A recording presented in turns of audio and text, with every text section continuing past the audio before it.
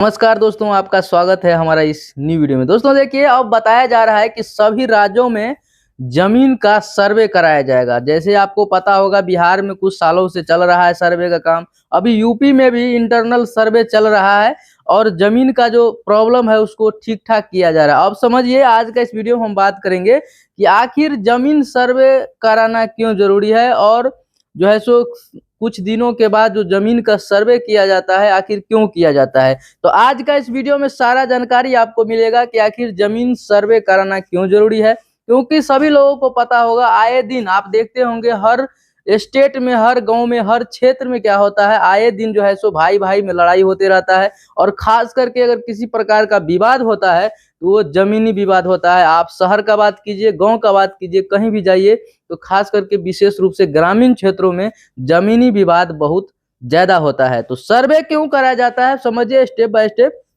अभी सभी लोगों को पता है कि बिहार में जो है सो सर्वे बहुत जोरों शोरों से चल रहा था। चुनाव के बाद फिर से अब उसका काम स्टार्ट किया जाएगा और अभी यूपी में भी चल रहा है और धीरे धीरे बताया जा रहा है कि सभी राज्यों में सर्वे कराया जाएगा। तो सर्वे अब क्यों कराया जाएगा ये समझिए पहले इसको।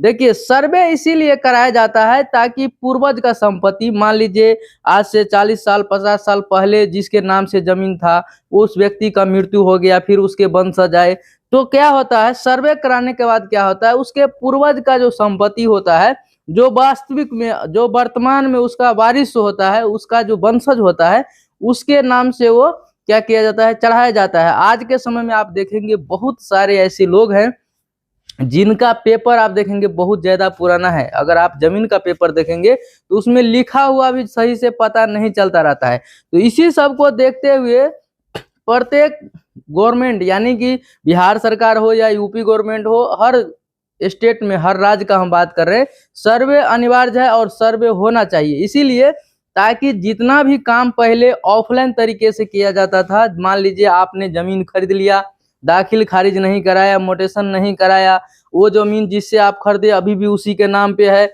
बहुत सारे लोगों का समस्या ये है कि जमीन तो खरीद लिए लेकिन उसका मोटेशन नहीं करा पाए, दाखिल खारिज नहीं करा पाए। उस समय में क्या होता था, बहुत कम ही लोग जानते थे और अभी के समय में भी बहुत कम ही लोग जमीन के बारे में जानते हैं। खाता क्या होता है, खेसरा क्या होता है, मोटेशन क्या होता है, रजिस्टर 1 क्या है, रजिस्टर 2 क्या है, खतियान क्या है, ये सब चीज आपको समझना पड़ेगा। तो बहुत सारे लोग नहीं जानते हैं। देखिए, अब सर्वे गवर्नमेंट के द्वारा क्यों कराया जा रहा है, मेन जो फोकस है वो सर्वे कराने का, कि ताकि जितना भी जमीन है, जितना भी प्रॉपर्टी है, जितने भी लोग हैं, जिस भी स्टेट से हो, आप यूपी से हो, एमपी से हो, या बिहार से, या आप झारखंड से, कहीं से भी हैं, आपका जमीन का जब सारा डिटेल ऑनलाइन नेट पे चढ़ जाएगा, ऑनलाइन हो जाएगा सारा कुछ, तो आपको क्या होगा, जमीन खरीदने में भी बहुत सुविधा होगा और जमीन बेचने में भी क्या होगा, बहुत आसान होगा। अगर आप जमीन कहीं खरीदते हैं सिटी में, मार्केट में या गांव में, तो बहुत सारे लोग देखते होंगे कि जमीन खरीदने के बाद क्या होता है, फंस जाते हैं, उनको कोर्ट का, कचहरी का चक्कर लगाना पड़ जाता है। आखिर क्यों? क्योंकि एक बहुत सारे ऐसे लोग हैं, बहुत सारे दलाल आपको मिलेंगे जो एक जमीन को 2-2 बार बेचवा देता है।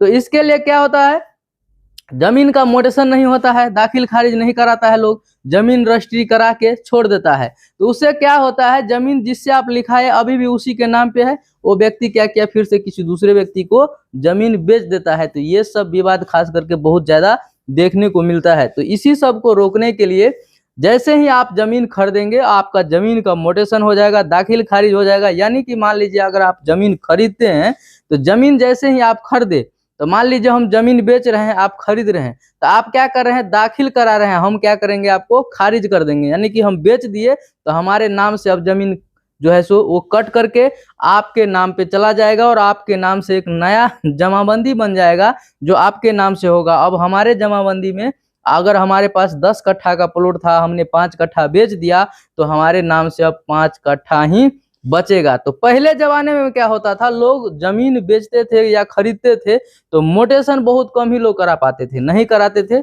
और पहले जमाने में क्या होता था, हस्तलिखित रसीद कटता था, जिसके चलते अभी जो है खास करके बहुत ज्यादा प्रॉब्लम हो रहा है। तो अब समझिए कि हर राज्य में सर्वे हो जाएगा तो इससे होगा क्या, पूर्वज का संपत्ति है, दादा परदादा का संपत्ति है, वो आपके नाम पे हो जाएगा। और जैसे देखिए, लोग आज हम जमीन खरीदे, कुछ सालों के बाद फिर मान लीजिए हम इस दुनिया में नहीं है, जो कोई भी व्यक्ति है जमीन खरीदता है तो फिर उसका वंशज आता है तो क्या होता है बहुत ज्यादा पुराना हो जाता है, तो उसी को अपडेट करने के लिए अपडेट किया जाता है ताकि जो है अभी के समय में जो लोग हैं उसके नाम पे हो जाए।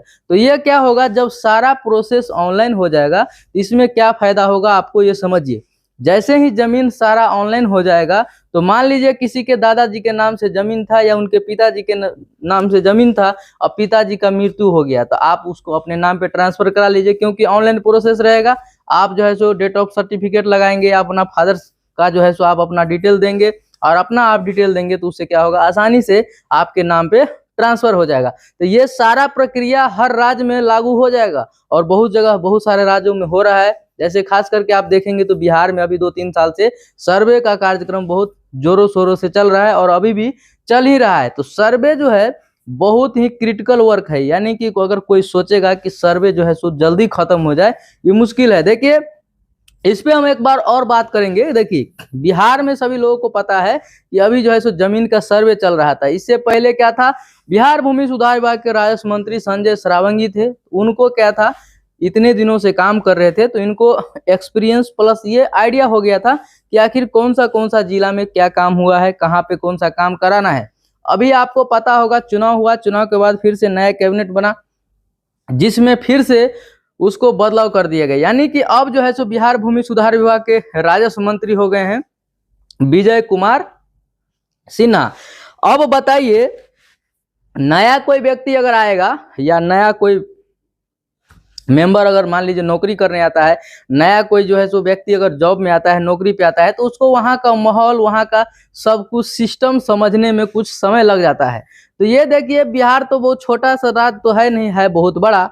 अब मान लीजिए अब विजय कुमार सिन्हा जी आए हैं तो उनको वहाँ पे सोचना है, समझना है और वो सिस्टम को समझना पड़ेगा कि आखिर कौन सा जिला में कहाँ क्या हुआ है।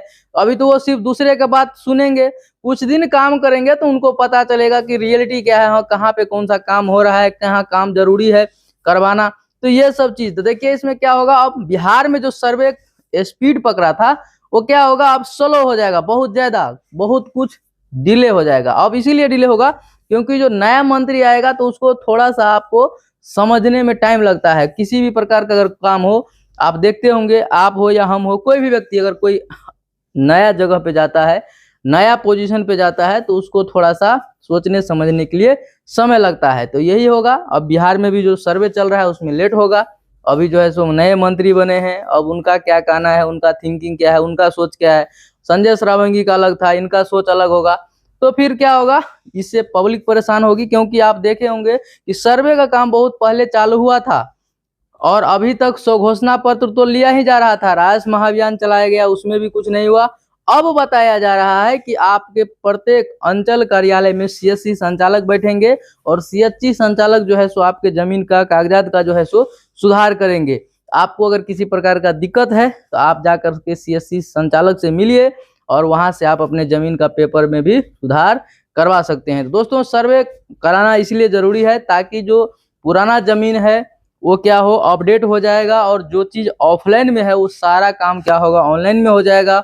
और जिस जमीन का मैप नहीं दिखता है वो सारे जमीन का नया मैप फिर से बनेगा। होता क्या है, जमीन बिकने के बाद पार्ट बाय पार्ट, टुकड़ा बाय टुकड़ा होते जाता है। यानी कि अगर कोई 10 कट्ठा का प्लॉट था आज से 10 साल पहले, तो आप अभी जाएंगे तो वो कम से कम 7 से 8 प्लॉट हो गया होगा। तो क्या होता है, जमीन धीरे धीरे बिकते रहता है, तो उसी को अपडेट करने के लिए ताकि पता चल सके कि आखिर ये जमीन किसका है, किसके नाम से है, इसीलिए सर्वे कराना जरूरी है। और ऑनलाइन सर्वे जब सर्वे होता है और ऑनलाइन अपडेट हो जाता है तो सारा जानकारी प्राप्त करने के लिए बहुत ही आसान हो जाता है। तो मैं उम्मीद करता हूं कि आपको जानकारी पसंद आया होगा। आपको जानकारी अच्छा लगा तो चैनल को सब्सक्राइब करके ज़्यादा से ज़्यादा लोगों को शेयर कीजिएगा। बाकी वीडियो लास्ट तक देखने के लिए थैंक यू, धन्यवाद।